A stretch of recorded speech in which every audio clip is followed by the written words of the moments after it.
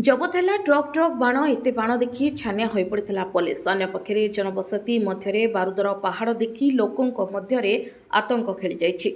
बिना लाइसेंस बिना परमिशन बिना सुरक्षा भितर चली कोटी कोटी टंकार कारबार किए जोगाउला सुरक्षा जियाकटा बाण विस्फोरण घटना पर संपूर्ण प्रशासन चेता पशिछि चली चढ़ाऊ और तदंत देखुछंती एरो news digital media like follow share करी आम सहित जोड़ी हुंतु आ खबर केमिति लागिला कमेंट रे निश्चय लिखंतु।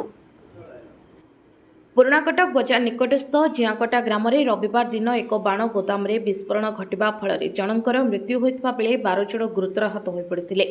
बाण गोदाम रे विस्फोरण पर चेता पशिछि पुराणाकटक पुलिस अग्निशम विभाग पुलिस बाण गोदाम करितबा पुराणाकटक आलोक कांटीर घर समेत दोकान भौणी घर और भणजा घर उपर चढ़ाऊ कर प्रचुर परिमाण बाण जबत करिछि।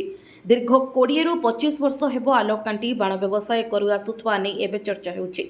पुराणाकटक भलिया छोट बजार रे आलोक करितबा एक फल दोकान और निज बासगृह पुराणाकटक न्यू कॉलोनी रे 3 महला घर करी सेठारे मध्य प्रचुर परिमाण बाण गच्छित रखी व्यवसाय करि आसुथला। पुलिस आलोक कांटीर पुराणाकटक ठारे रहुतबा स्थानीय न्यू कॉलोनी 3 महला कोठारू विपुल परिमाण बाण जबत करितबा बेले पुराणाकटक बस स्टैंड ठारे फल दोकान रे मध्य चढ़ाऊ करी विपुल बाण जबत करिछि।